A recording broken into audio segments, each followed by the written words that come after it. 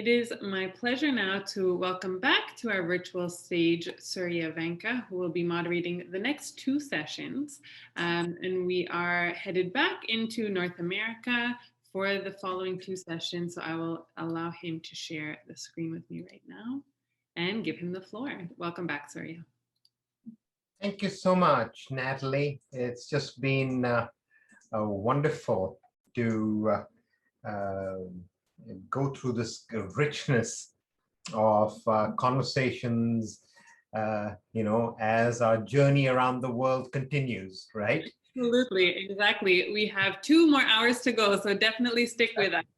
Yeah, and so it's my pleasure to welcome everyone back into this next session. And in a moment, I'll also welcome our amazing speaker. So what's been happening so far? As we've gone through this day, it's been so many different points of view, and there's a couple of words that have been pervasive through the discussions, all the way when we began in New Zealand and have worked our way through the time zones. And those two words have been diversity and inclusion. Into this vocabulary, there's another important word, and that word is decolonization, right? So it's a word we're increasingly hearing at design conversations, and often sometimes used interchangeably with diversity and inclusion. So we'll dig in here in this conversation. It's important that while these terms are linked, they are not the same. Diversity is about bringing more people to the table. Inclusion is a practice to make sure there's equal access and opportunity for those who might have been previously excluded or marginalized. Decolonization is very powerful. It shifts the way that we think, and particularly in relation to our history, and particularly about the experience of Indigenous people and oppression. And so it's a very powerful construct. And as we rethink design practices, early part of the century, moving just from purely profit motive, which design began with, to actually creating a just and equitable future for all, we have to go dive in deep into this. And I can't think of anyone better to take us there than Professor Elizabeth Dori Tunstall. And she is a design anthropologist, a public intellectual, and a design advocate who works at the intersection of very important disciplines right now: critical theory, culture, and design.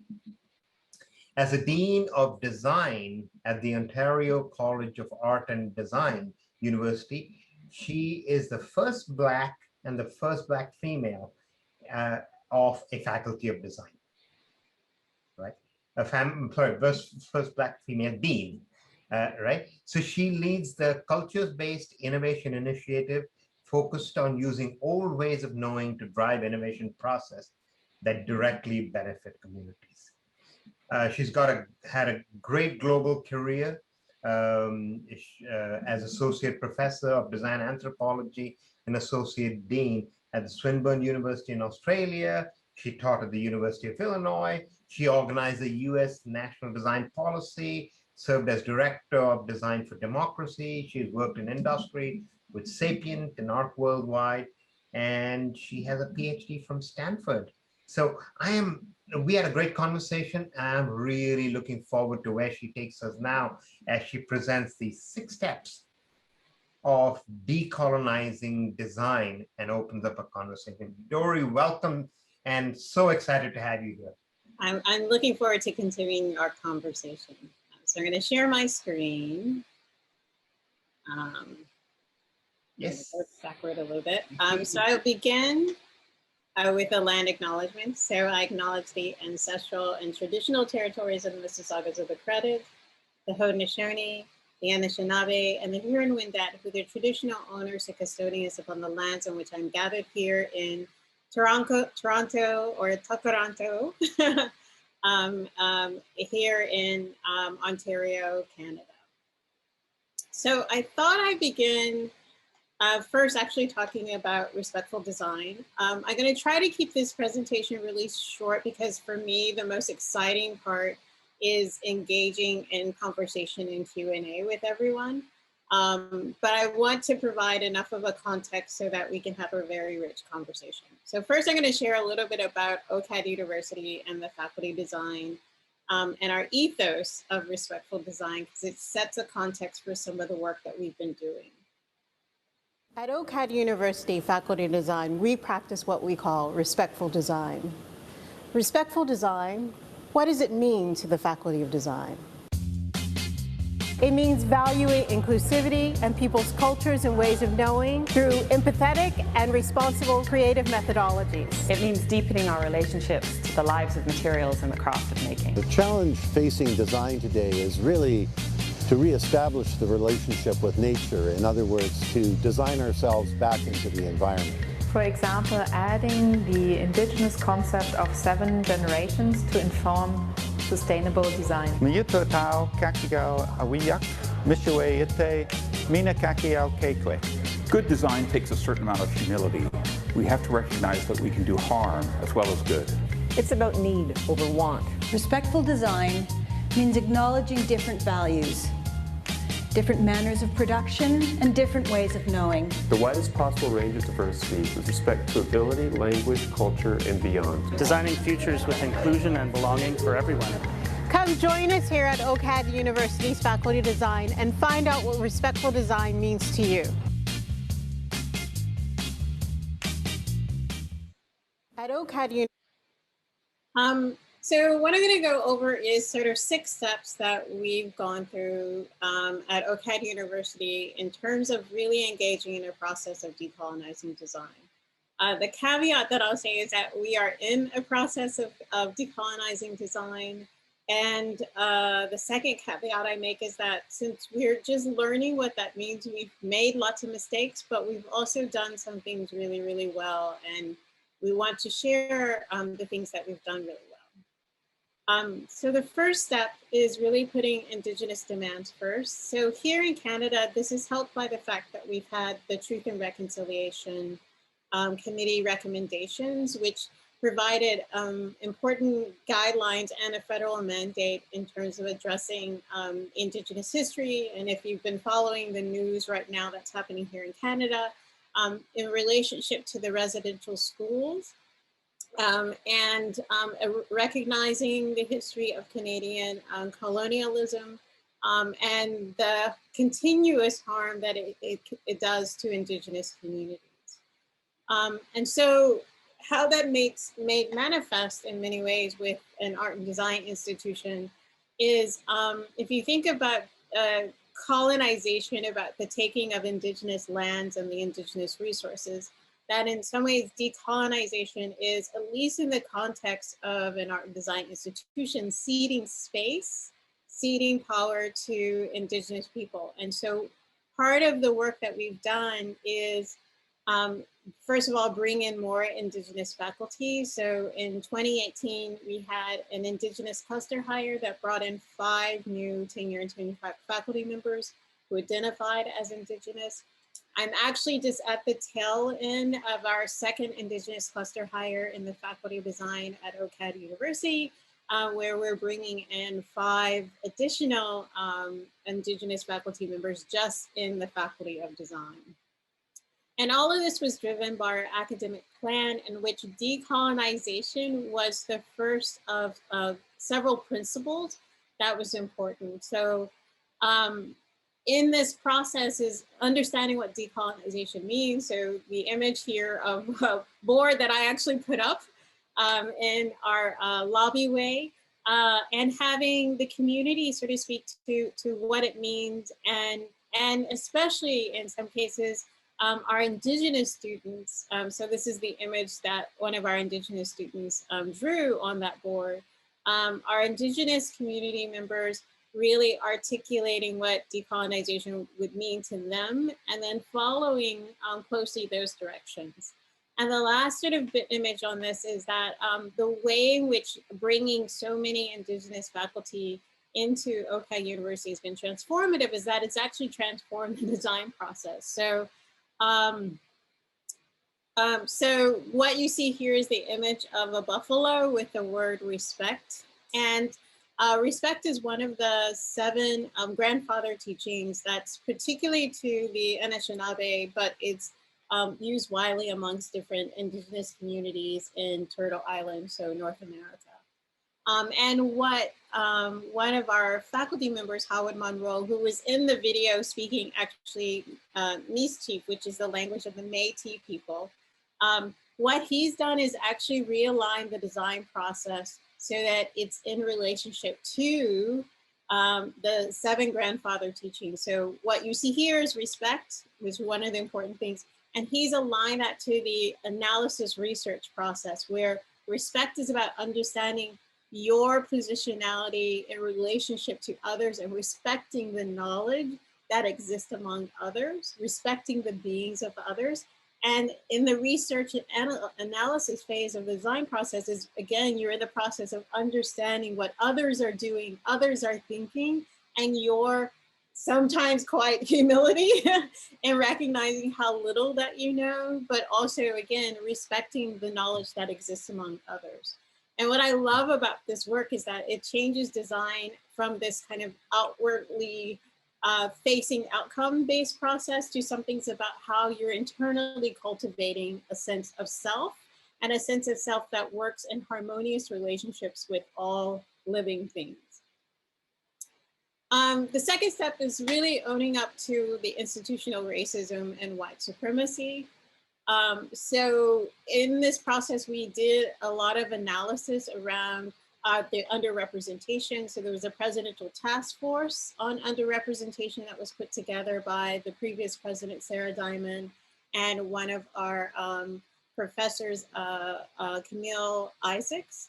And out of that task force were several recommendations, including Ontario Human Rights, following the Ontario Human Rights Code, which allowed us to prioritize the hiring of racialized and Indigenous candidates where there was underrepresentation.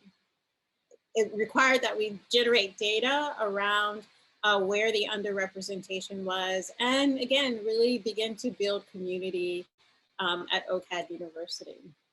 But part of this conversation was really unpacking as well what is in the context of what is white supremacy, and how does that relate to, again, at the time, about 80% of my faculty were still white. So how do we have these discussions around whiteness, but in the absence of white supremacy?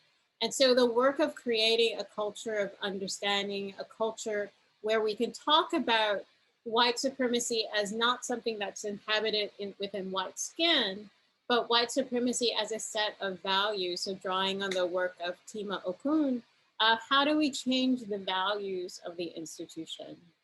How do we do more power sharing and sort of power herding? How do we have multiple ways of sharing instead of just the written word?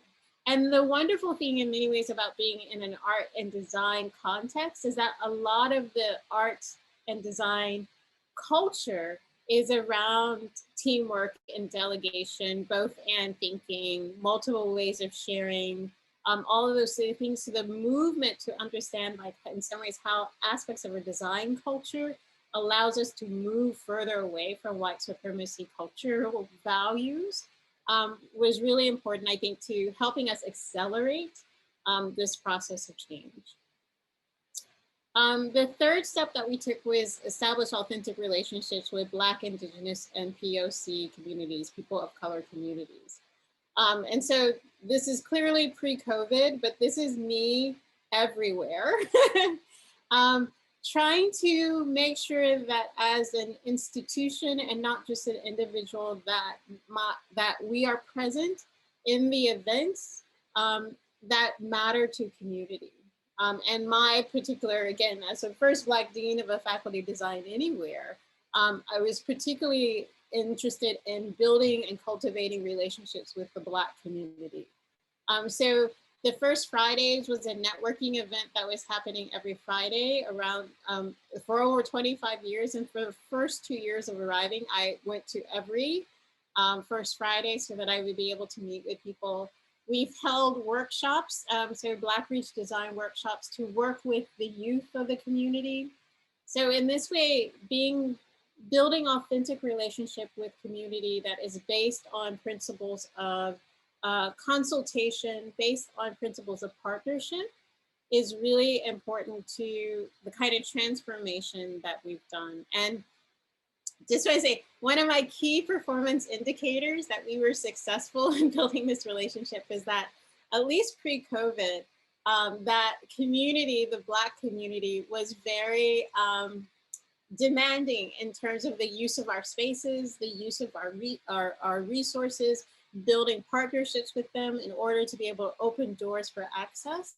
And so I say that the sense of entitlement that the community felt to what they perceive to be the community resources of OCAD University is the kind of transformation that you want to make. That demand that the community puts upon you says that they see you as part of the community, that they see you as, again, part of their resources of how they can empower themselves and transform. Fourth step was changing the way in which we call applicants for our hiring, and doing it around community interests and not just our interests. So this is from the Black cluster hire that we did. And this ad went viral. And it went viral for a couple of reasons. First of all, we were clearly asking for candidates who could demonstrate a deep commitment, a lived experience, as well as a deep commitment to the Black community. And then we said that what we needed from them was their interest in things that was of importance to them: Black speculative futures, multi-sensory storytelling about representations of Black lives, Black hip hop or Black cultural aesthetics. So we called to the community in such a way that that embraced the issues, the things that mattered, and the lived experiences of the Black community. And they responded in ways that, again, we were worried that we wouldn't get enough applications. But by the end of the entire process, that we received 150 applications for what was at the time only going to be 3 positions, right? And we, so impressed by the pool, expanded it to 5. And this is the same model that we've used for our most recent Indigenous cluster hire. So again, connecting lived experience to community and to things that are of interest to the community. So visual sovereignty, Indigenous futurisms, even transforming the language of sustainability to water and land protection. And then looking at sort of, moose hide technologies and other ancestral technologies that have been really important to that community. And so speaking the language of community and through that language, embracing who they are and what matters to them is, again, one step of moving away from the structures of the institution, which are often colonial structures, to, again, embracing even the language and the issues of the community and articulating we see them as of value. They are something that we need in our faculty in order to be able to flourish. But in order to really make it successful, you actually have to redefine the qualifications to take into account systemic exclusion. So one of the things when we went through this process is that we realized, again, as designers, that we had a persona, we had an ideal persona of the kind of person that we wanted to come to OCAD University to contribute. So and that ideal persona meant that they already had to be fully embedded in post-secondary institutions. So we're looking education, have a master's degree, or even better, a PhD. In terms of teaching, having taught already for 1 or 2 years in the post-secondary or served as a TA. In terms of relevant experience, already have conducted research because you've already have small grants or conference presentations or journal and book publications, and even better if they're like, international.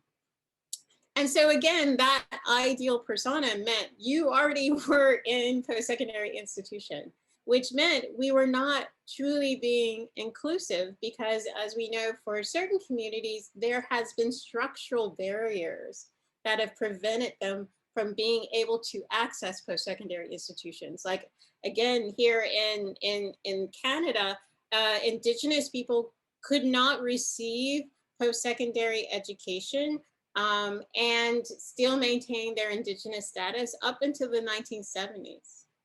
Up into the 1970s. So when you think of like who has a PhD, then all of a sudden you see that these structural barriers exist.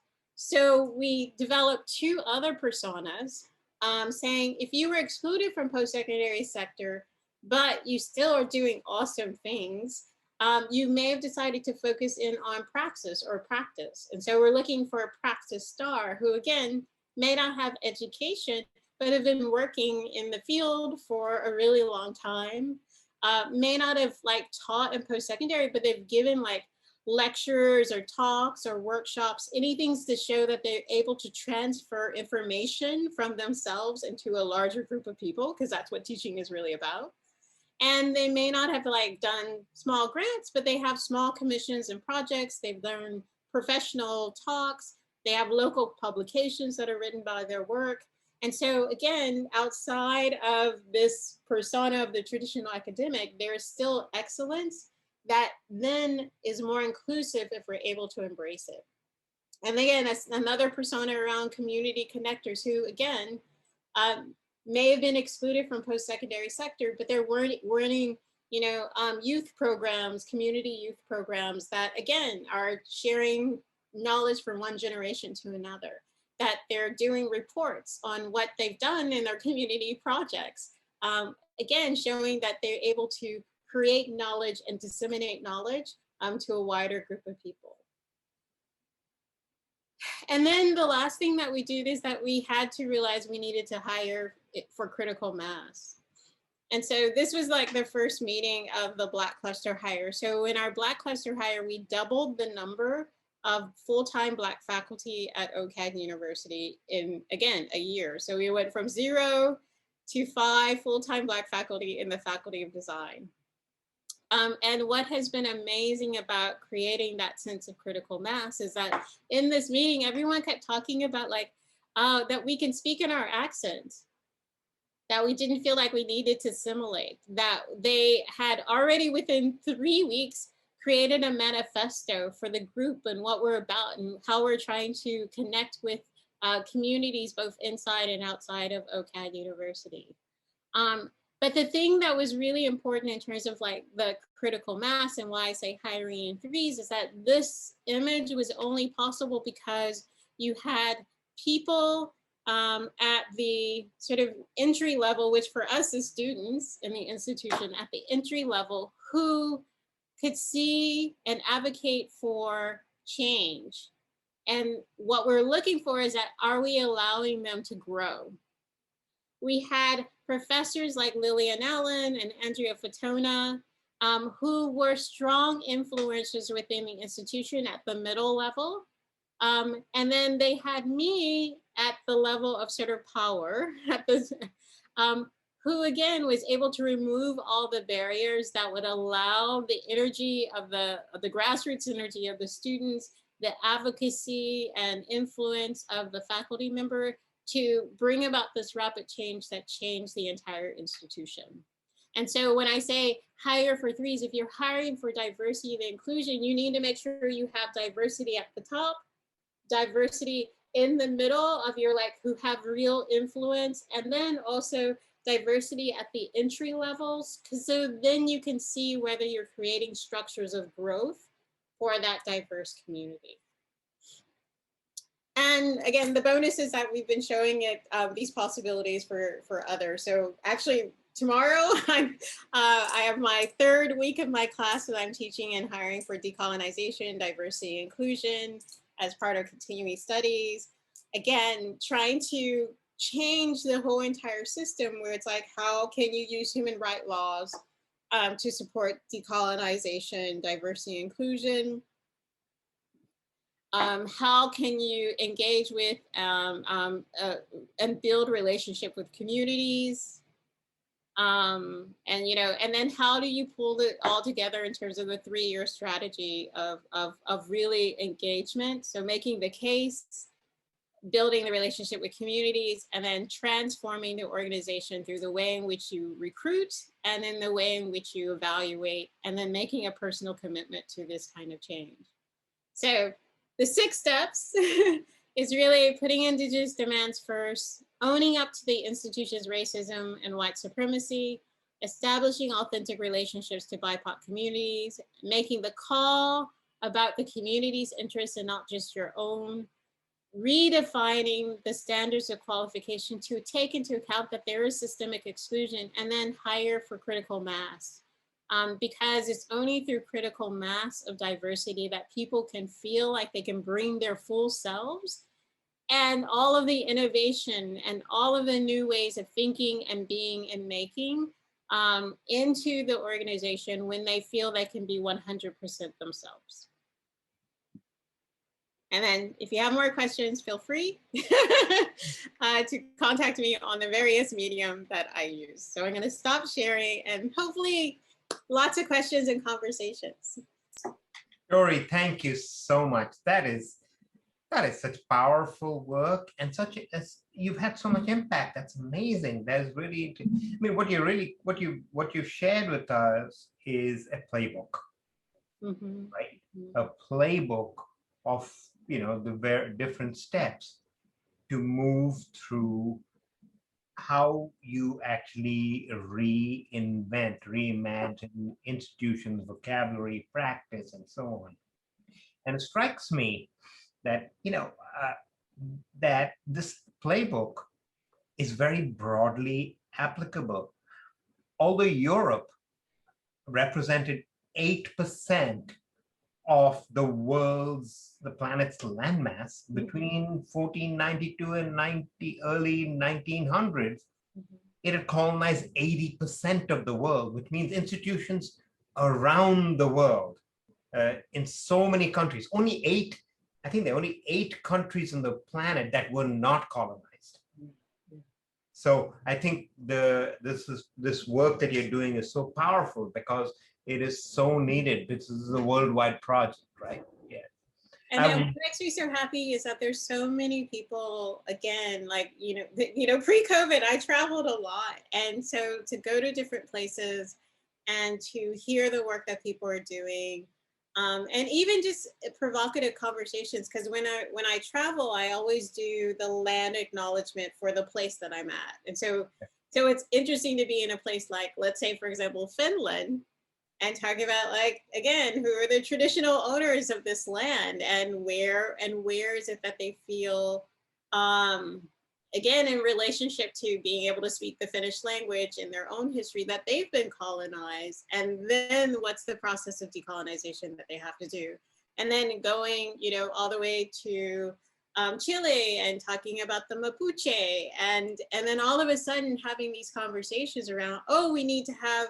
We have this person who we have as kind of like an adjunct faculty member, but really we should bring them on as full-time faculty, and what are the relationships that we're building. So for me, what I've been loving is like the community conversations that you have as I travel around places. And again, people figure out, like, what are the ways in which we can undo, right, what has been done, so that we can have a more authentic expression and more respectful engagement with design.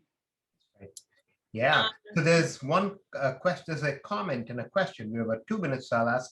I'll give you the question, and we can, if we could get a short response. So the comment from Augustina Petrov Holt says, "I have no questions, only admiration. This is huge work towards real inclusion. I applaud you."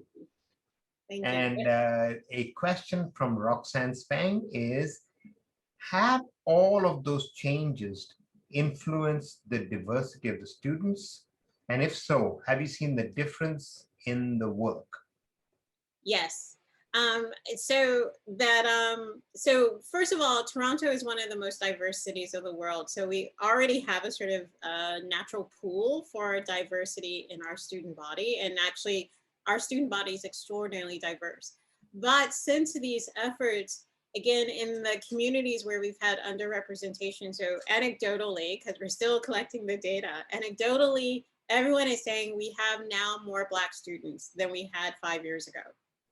That we, with our Indigenous cluster hires, we now have more Indigenous students than we had before. And what has been really important about our Indigenous students is that they've been open about their indigeneity, that they've come out into their classroom. They feel sometimes they feel safe enough to come out as Indigenous in their classrooms, because again, there is still a lot of misunderstandings about Indigenous communities. So, but we feel very proud of the fact that we've created a space in which they feel that they can be who they are, and have faculty members to go to be able to do the kind of projects that they want to do with a sense of care, with a sense of understanding, and also with a sense of like critical engagement. So feeling comfortable enough to push them on sort of their conceptual thoughts so that their projects are actually better.